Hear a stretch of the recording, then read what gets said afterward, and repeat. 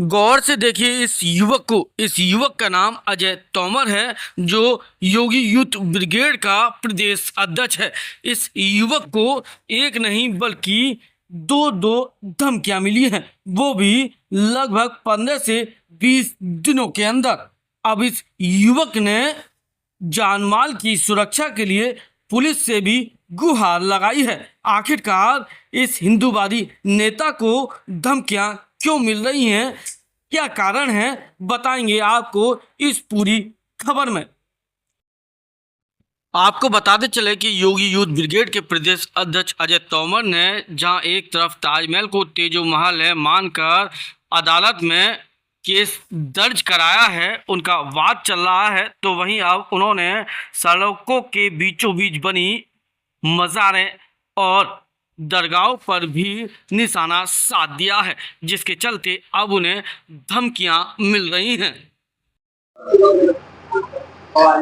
सनातन धर्म की रक्षा के साथ साथ लफ्ज़ियात हो या फिर धर्मांतर जैसे मामलों की लड़ाई लड़ रहे योगी यूथ ब्रिगेड के प्रदेश अध्यक्ष कुंवर अजय सिंह को एक नहीं बल्कि दो धमकियां मिली हैं।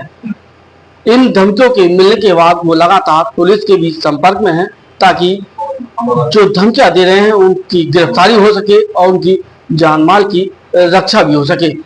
इन दोनों मुद्दों पर बातचीत करने के लिए हमारे साथ खुद योगी यूथ ब्रिगेड के प्रदेश अध्यक्ष कुंवर अजय पाल हमारे साथ मौजूद हैं। बातचीत है और ये किस तरह की धमकियां आ रही हैं और कहां से पहले धमकियां आई और कौन सी धमकी है। देखिए, अभी जनवरी के महीने में आगरा कॉलेज बीच सड़क पर जो एमबी रोड पर मजार बनी है, उसके सामने एक दरगाह बनी है जो कि अवैध है, इनलीगल है और यातायात में बाधित है वो।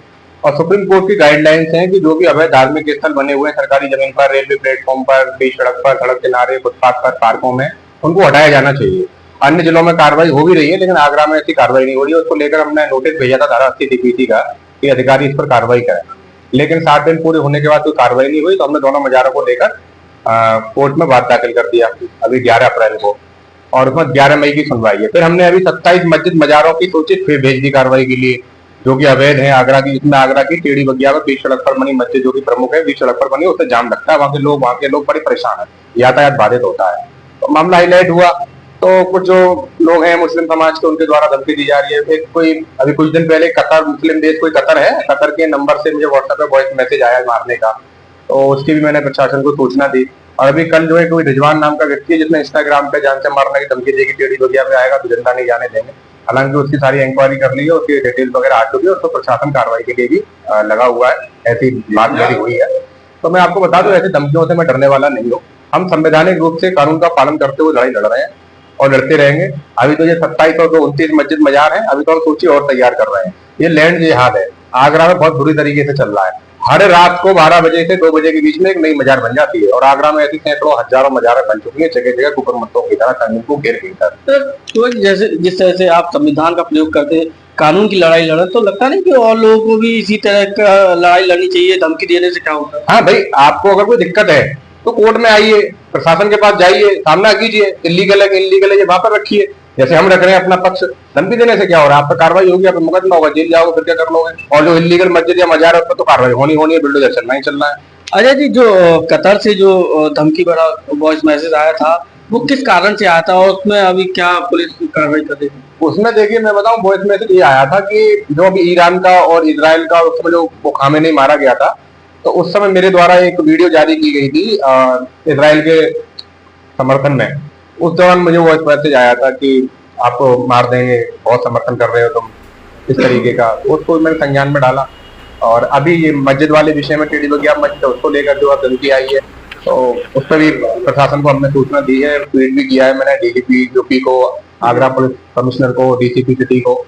और कोई अगर बात है तो हम टेढ़ी बगिया पहुंचेंगे भी, ऐसा कुछ नहीं। टेढ़ी बगिया किसी अब्बा जान की थोड़ी ना है भाई, हमारे सनातनियों का है, किसी की जगह थोड़ी ना। आप दिखाएंगे कहाँ मोबाइल में शूट किया? वो मैं आपको जो है दिखा दूंगा एक बार। तो देखिए, ये तो वो कमेंट्स है जो इंस्टाग्राम पे मुझे दिया गया है। इसमें जो लिखा है मेरा रिजवान करके कि साला टेढ़ी बगिया पर आएगा तो जिंदा नहीं जाएगा, इस तरीके से ये दिया गया है। तो उसको लेकर मैंने ट्वीट किया है।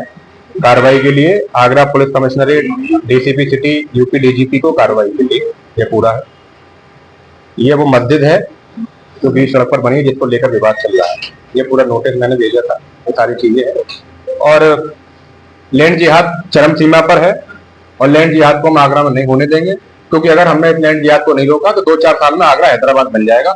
तो आपको लगता है जगह जगह देख लो, आप कहीं भी देख लो, आगरा पुलिस कमिश्नर के आवास के बाहर देख लो मजार है, आर्मी कैंटीन के सामने बालूगंज में मजार है, साझा गार्डन के बाहर फुटपाथ पर मजार है, उसके सामने आर्मी की जमीन पर जो है टीले वाले बाबा, एक तुम्हारा जो है पालीवाल पार्क के पास जो है वहां भी एक मजार है, और आपका जो है पालीवाल पार्क के अंदर जो है मजार है, आपका ताजनगरी फेज 2 में जो है बीच सड़क, उस सड़क ही बंद कर दी गई है, वो मजार बीच में रखी है तो सड़क बंद कर दी गई है, वहां भी बीच में मजार है। आपको लगना है आप जिस तरह की लड़ाई लड़ रहे हैं उससे आप सबके निशाने पर आ गए कभी? अरे कोई दिक्कत नहीं, निशाने पे आ गए तो क्या हो गया, क्या इनके डरने वाले थोड़ी ना। उत्तर प्रदेश में योगी जी की सरकार है ऐसे कट्टरपंथियों के लिए। ऐसे कट्टरपंथी आपको पता है जब ये धमकी देते हैं ना तो उसके 24 घंटे के अंदर फिर लंगड़ाते हुए थाने से निकलते हैं। आपने वीडियो देखी होगी, इनका यही हाल होगा। हम किसी से डरने वाले नहीं, हमारी कार्रवाई ऐसे जारी रहेगी।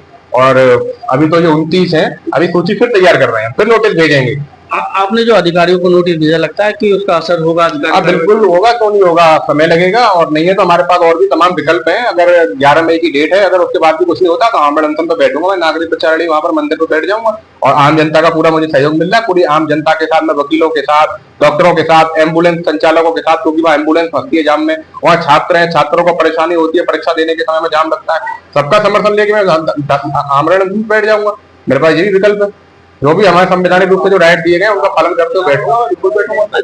2 बार धमकियां आपको मिल चुकी है, कुछ कहना चाहेंगे पुलिस प्रशासन से अपनी तरफ? पुलिस से मैं यही कहूंगा कि प्रशासन ऐसे लोगों पर कार्रवाई करे, बस यही है मेरा, कार्रवाई करे, ऐसे लोगों को चिन्हित करे जिससे भी बड़ी घटना ना हो। बाकी डरने की बात, मुझे डर तो है नहीं, 14 साल हो गए मुझे ये कार्य करते करते। हम डरेंगे तो कैसे कार्य कर पाएंगे? ये बंदर मुर्गी वाले लोग होते हैं, ये मैंने देखा है इनको, इनके अंदर इतनी जान नहीं है। ये बंदर मुर्गी वाले लोग हैं, भागते ही बड़ी जल्दी है पीछे, इनके अंदर इतनी हिम्मत नहीं है।